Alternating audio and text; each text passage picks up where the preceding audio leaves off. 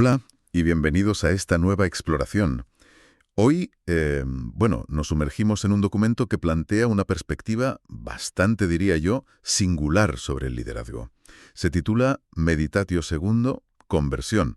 El título ya nos da una pista, claro. Pero no hablamos de conversión en el sentido habitual, ¿verdad?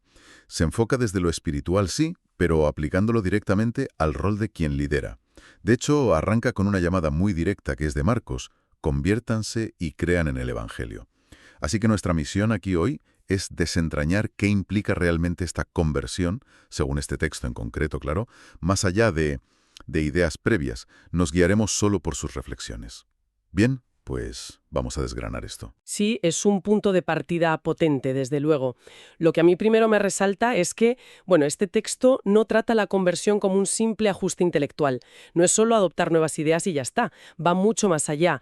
Sugiere una reorientación radical, casi existencial, y eso impacta profundamente en cómo una persona, y especialmente un líder, actúa y se relaciona con su entorno. Precisamente. Y el documento intenta aclarar esto desde el principio, ¿no? Pone sobre la mesa una definición que marca la pauta. Dice: convertirse no es cambiar de ideas, sino de dirección. Me parece, muy interesante ese matiz. Implica movimiento, un cambio de rumbo, como decías. Y añade algo más. No se trata de mirar más dentro de uno mismo, sino de mirar más alto. ¿Qué sugiere esto? Que la introspección, quizá, no es suficiente o es distinta aquí. Exploración, que sí puede ser útil, no es el fin último en este contexto. Mirar más alto apunta a una reorientación hacia un referente externo, que el texto identifica, claramente con lo divino, y aplica esta idea de cambio de dirección muy concretamente al liderazgo. Describe una serie de giros fundamentales, habla de pasar del control al abandono. Esto es, casi contraintuitivo en gestión. Ya ves. También de la ambición al servicio, que redefine el motor del líder. Y finalmente, del éxito propio a la gloria de Dios, cambiando la métrica final del logro. Claro, esas transiciones chocan bastante con la mentalidad que a menudo se promueve en el mundo empresarial, muy centrada en el control, los objetivos personales, los resultados medibles. El propio texto parece reconocer esta tensión, ¿no? Totalmente. Lo admite abiertamente. Dice algo como: el mundo de la empresa nos educa en la eficacia, en el rendimiento, en los resultados medibles. Reconoce esa realidad. Pero claro, inmediatamente introduce el contrapunto clave desde su perspectiva evangélica. Pero el Evangelio nos recuerda que ninguna estructura humana puede sostener un alma que no ha sido purificada. Y esta afirmación es central. Vincula la solidez externa de una organización, de un proyecto, directamente a la condición interna, al alma, digamos, del líder. Y dice que necesita esa purificación. Hablemos de esa purificación. ¿Cómo la describe el texto? Porque no parece ser un simple ejercicio de automejora, ¿verdad? Menciona a un agente externo, el Espíritu Santo. Razón, que permite al Espíritu Santo reordenar las intenciones. El foco está puesto ahí, en las intenciones, en la motivación profunda que está detrás de las acciones del líder. No se trata tanto de cambiar qué se hace, sino el por qué se hace. De hecho, el texto propone preguntas muy, muy directas para esta autoexaminación. ¿Por qué hago lo que hago? ¿Para quién lo hago? ¿A quién sirvo con mis decisiones? Son cuestiones que invitan a ir más allá de las justificaciones, superficiales. Entiendo. Entonces, no es solo un cambio de comportamiento visible, sino una transformación de la fuente, de la raíz de ese comportamiento. Y para que esto no quede en abstracto, el texto recurre a un ejemplo muy potente. Efectivamente, señala a Jesús como modelo. Dice: Jesús, en su vida pública, no solo predicó el reino, lo encarnó. Lo encarnó en cada gesto de misericordia, en cada palabra de perdón, en cada acto de entrega. La idea clave aquí es la encarnación. La conversión no es solo sentir o pensar diferente, es vivir diferente. Traducir esa nueva orientación interna en acciones concretas. El texto lo sintetiza así: convertirse es entrar en ese mismo movimiento de amor, dejar que Dios actúe en nosotros para actuar en el mundo con su amor. Lo fascinante aquí para mí es cómo se presenta esta conexión inseparable entre la transformación interior y la acción exterior. No son dos pasos, son una misma realidad vivida. Ya. Y aquí es donde, para mí, se pone realmente interesante. Porque el texto da un paso más y afirma que este cambio interno del líder no se queda solo en él o ella. Dice que irradia y transforma su entorno profesional. Llega a decir literalmente, cuando un empresario se convierte, su empresa se convierte también. Es una afirmación audaz. ¿Cómo se supone que ocurre esa transformación en la organización? Pues el documento detalla consecuencias muy concretas de esa conversión del líder en la dinámica de la empresa. Menciona 3 cambios específicos que, según su lógica, se derivan de esa purificación de intenciones. Primero, los procesos se limpian de vanidad. Sugiere que las operaciones dejan de estar al servicio del ego o de la pura apariencia. ¿Vale? Segundo, las relaciones se sanan de interés. Implica que las interacciones humanas, dentro y fuera, se basan menos en la utilidad y más en el respeto, en el cuidado mutuo. Ajá. Y tercero, las decisiones se iluminan con sentido. Apunta a que las elecciones estratégicas, las operativas, adquieren una coherencia con ese propósito superior que ahora guía al líder. Es decir, postula un efecto dominó, donde la motivación central del líder, una vez reorientada, acaba por reconfigurar la cultura, la operativa, casi como si la intención fuera el ADN de la empresa. Pero, a ver, ¿implica esto renunciar a todo lo humano? A la ambición, a buscar resultados. Mucha gente podría interpretar conversión como una especie de anulación. Es una pregunta importante, ¿sí? Y el texto la aborda directamente. Aclara. La conversión no destruye lo humano, lo transfigura. Esta idea de transfiguración es clave. No se trata de negar o eliminar las capacidades, los talentos, ni siquiera la aspiración a lograr cosas, sino de darles un significado y una dirección nuevos, alineados con esa mirada más alta que mencionábamos. Y esto se aplica de forma muy significativa al concepto de éxito, que es central en cualquier ámbito de liderazgo, claro. Sin duda. Es un punto crucial en el mundo empresarial. ¿Cómo intenta el texto reconciliar esta perspectiva espiritual con la noción de éxito? Pues no propone abandonar la búsqueda del éxito, sino redefinir radicalmente cómo se mide. Señala, no renuncia al éxito, pero redefine su medida. El éxito es la fidelidad al propósito divino. Aquí está el giro. El éxito ya no se mide primordialmente por indicadores externos como el beneficio, la cuota de mercado, el crecimiento, aunque estos puedan darse, claro, sino por un criterio interno, la coherencia y la fidelidad a esa misión o propósito que el líder percibe como venido de Dios. El parámetro fundamental cambia de lo cuantitativo externo a lo cualitativo interno, de la fidelidad. Es sin duda un cambio de foco total.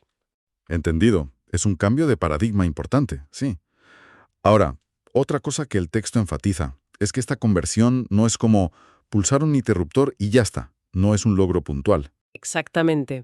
Insiste en que la conversión no es un evento, sino un camino diario. Lo presenta como un proceso continuo, una orientación que hay que renovar constantemente. Y lo interesante es cómo integra este camino en la vida cotidiana del líder. Afirma que cada jornada laboral, cada conflicto, cada fracaso y cada logro es una oportunidad para volver el rostro hacia Dios. O sea, la arena profesional, con todos sus desafíos y éxitos, se convierte en el gimnasio donde se ejercita y profundiza esta conversión. No es algo que ocurra solo en momentos de retiro espiritual, sino en medio de la acción. Hablando del líder que emprende este camino, ¿cómo describe el texto el cambio en su figura? ¿En su manera de ejercer la autoridad o en lo que busca? Describe una transformación notable, ¿sí?, en la motivación y en cómo se proyecta, indica. El líder convertido ya no busca ser admirado, sino ser instrumento. El foco se desplaza del ego y la búsqueda de reconocimiento personal hacia una concepción de sí mismo como un canal, un vehículo para un propósito que le trasciende. Y esto, según el texto, redefine también la fuente de su autoridad. ¿Y de dónde proviene entonces esa autoridad? Si no es del poder formal o del carisma personal entendido, convencionalmente. El documento afirma que su autoridad nace de la coherencia entre lo que cree y lo que vive. Es una autoridad que emana de la integridad, de la alineación visible entre sus convicciones profundas y sus acciones diarias. No depende tanto del organigrama como de la autenticidad percibida. Y añade un punto interesante sobre cuál es el testimonio más potente que ofrece este líder. ¿Y cuál sería ese testimonio principal, según esta visión? Los resultados. Pues no exactamente. Sostiene que su mayor testimonio no es el éxito entendido como logros externos, sino la paz interior que irradia. Esto es significativo. Sitúa el indicador clave de la transformación no en los resultados visibles, que pueden estar o no, sino en un estado interno, un estado de serenidad, de equilibrio, que se manifiesta externamente y que implícitamente resulta atractivo e inspirador para otros. La esencia de todo este proceso la resume de manera muy directa. Convertirse es permitir que Dios tome el timón y confiar en que su voluntad es siempre mayor que nuestros planes. Si conectamos esto con una perspectiva más amplia, bueno, lo que propone es un modelo de liderazgo fundamentado en la confianza y en una cierta rendición estratégica, digamos, en contraposición al modelo basado en el control total y la planificación exhaustiva de cada detalle. Es otra liga. Es un enfoque radicalmente distinto, desde luego. Y para que esto no se quede solo en conceptos, el texto también ofrece herramientas prácticas, ¿verdad? Entiendo que propone vías concretas para facilitar esta reflexión y este camino. Sí, más allá de la descripción teórica, incluye secciones muy prácticas. Primero, unas preguntas de interiorización.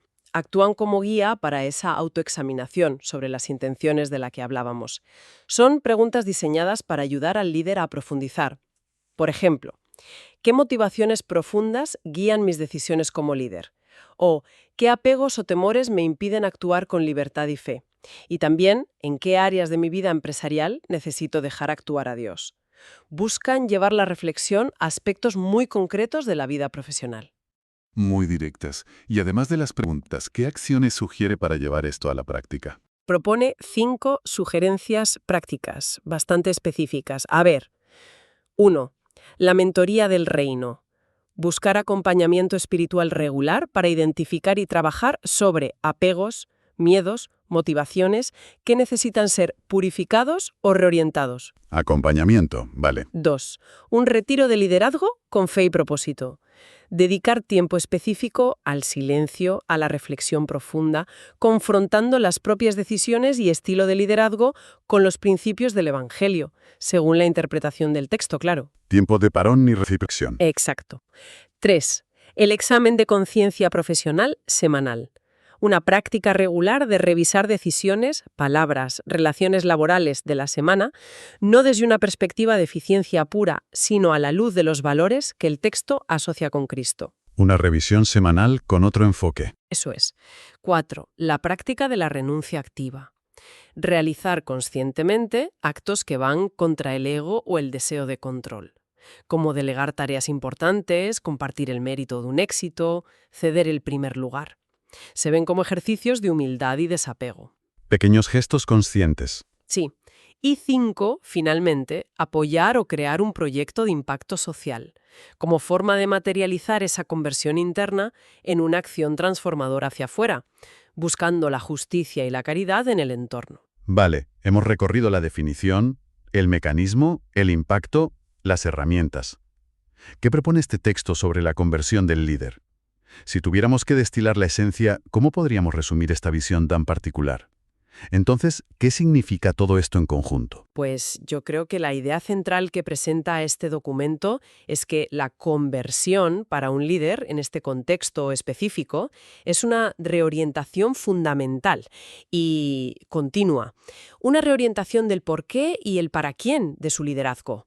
Es pasar de un modelo centrado en el yo, control, ambición, éxito propio, a uno centrado en un propósito superior, que el texto identifica como divino abandono confiado, servicio, fidelidad a ese propósito. Y lo crucial, creo yo, es la afirmación de que esta transformación interna no es un asunto privado, sino que tiene el poder de transfigurar positivamente la organización, limpiando procesos, sanando relaciones e iluminando decisiones. Ese es el impacto que postula. Una perspectiva que, sin duda, ofrece una métrica alternativa para evaluar el liderazgo, ¿no es así? Muy diferente al habitual. Exactamente. Propone medir el liderazgo no solo por los resultados externos convencionales, sino por la coherencia interna, por la paz que irradia el líder y por la orientación al servicio. Es un enfoque que valora la fidelidad a un propósito trascendente como el verdadero éxito. De hecho, el texto concluye con una cita para la contemplación que encapsula muy bien esta búsqueda interior.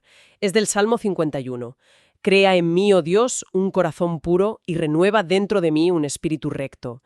Resume perfectamente esa aspiración a la purificación y reorientación interior como base de todo lo demás. Muy potente. Y para dejar una última idea resonando, algo en lo que pensar después de esta exploración, el texto insiste mucho en permitir que Dios tome el timón, en pasar del control al abandono. Más allá de la interpretación religiosa específica, esta idea de soltar el control es muy potente en cualquier ámbito. Podríamos plantearnos, ¿qué significaría, de forma muy concreta en nuestra propia esfera de influencia o responsabilidad, elegir conscientemente esta semana soltar las riendas sobre un resultado específico, sobre una decisión, un proyecto? ¿Qué pasaría si, en lugar de intentar forzar nuestro plan A, dejáramos espacio para confiar en una día diferente, o en un desenlace no planificado, solo como experimento mental o quizá práctico? Con esta reflexión cerramos nuestro análisis de hoy. Ha sido un placer compartir esta exploración.